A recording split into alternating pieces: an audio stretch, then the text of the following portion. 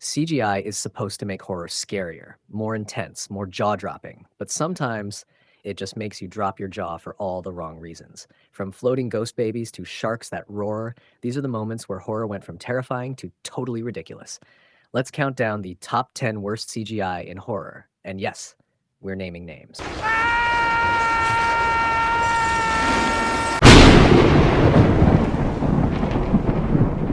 Number 10, An American Werewolf in Paris. This one hurts. The original An American Werewolf in London gave us some of the best practical effects in horror history. This sequel showed up with cartoon werewolves that looked like they crawled out of a low-budget 3D animation class. They're stretchy, floaty, and about as intimidating as a Halloween screensaver. What were they thinking? Did they really believe these CG werewolves could carry the torch of that iconic transformation scene? Number 9, The Langolers.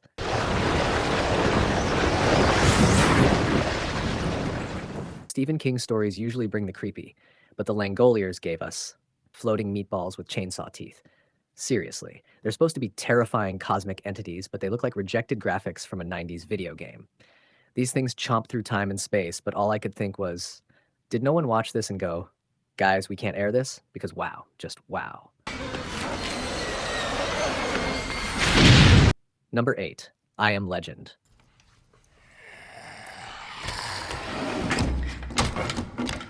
Will Smith, great. Post-apocalyptic New York, chilling. But then come the Darkseekers, and suddenly it's like we're watching a PlayStation 2 cutscene. The CGI creatures are rubbery, over-animated, and weirdly glossy. Did they really think we'd be scared of these plastic-looking things? Why not just use actors and makeup? These digital ghouls were supposed to haunt us, but they took us right out of the movie.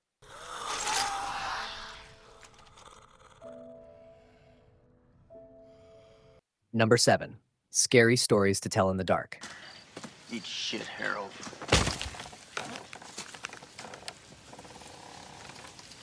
Some of the monsters look solid, sure, but others felt like the visual effects team ran out of time or budget. The Pale Lady in particular just kind of floats. And Harold the Scarecrow? Cool idea, but the movement feels like someone dragging a ragdoll through After Effects. What were they going for here? Creepy or clunky? Because it definitely leaned more toward the second one.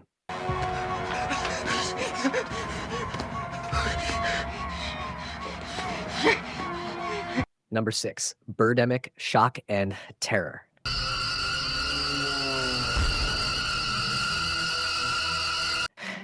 Okay, this one's almost legendary. Berdemic is like if someone used Microsoft Paint and PowerPoint to make a horror film. The birds don't fly, they hover. They don't attack. They just spin and explode like clip art with bad timing. There are GIFs on the internet scarier than this. Did they really hit export on this movie and think, yeah, this'll terrify people, because I'm terrified that they thought this was finished? Number 5, The Mummy Returns.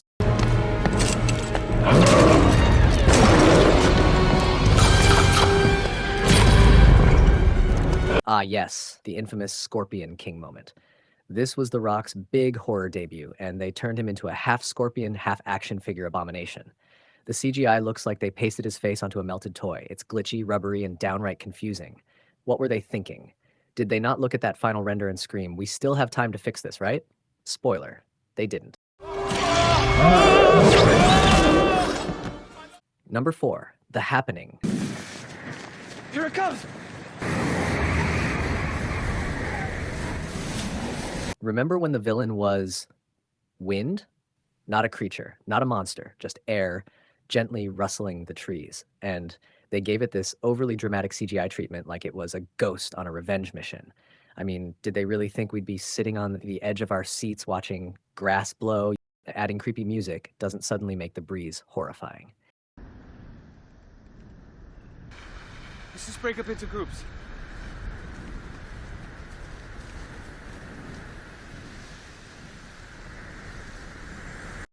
Number 3, One Missed Call. I keep seeing things.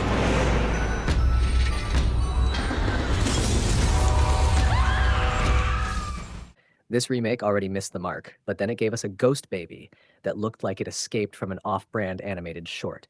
It crawls out of a phone, all shiny and stretchy, like someone rendered it in 5 minutes. Did they really look at that and think, yep, this will send audiences screaming? Because they're right. It sent us screaming with laughter.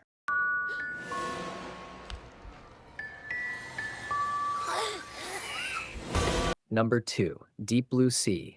And somewhere, we lost hope. Now, I don't know exactly when we turned on each other. Now, don't get me wrong, this movie's a blast, but let's talk about that shark scene. You know the one. Samuel L. Jackson's giving a big heroic speech, and boom, a CGI shark jumps out and chomps him like a snack. Problem is, the shark looks like a plastic toy being dragged through jello. No weight, no realism. Did they really think that was going to shock us? It shocked us, all right? Just not in the way they planned. We're gonna seal off this.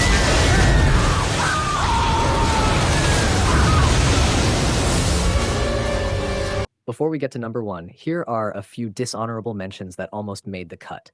Ghost Ship. Cool opening, but the ghosts later on look like they were slapped on with a digital paintbrush. The Lawnmower Man.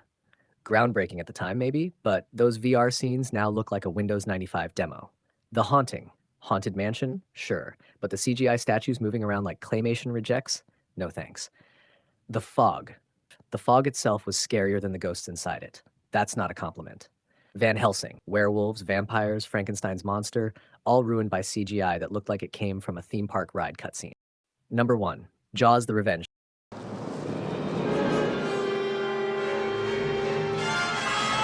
Here it is, the big one. How do you follow up one of the most iconic movie monsters ever made? Apparently, by making the shark leap out of the water like it's auditioning for Sharknado and giving it a roar. Yes, the shark roars in water. The CGI is stiff, the movement unnatural, and the final shot of the beast being impaled, hilariously bad. Did anyone working on this seriously think this will be just as scary as the original? Because no. Just no.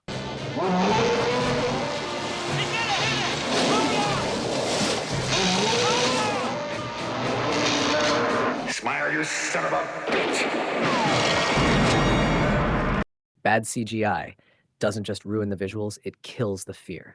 Horror works when you believe in the danger, and these moments reminded us we were just watching pixels and polygons on a screen. Got your own picks for cringeworthy horror CGI?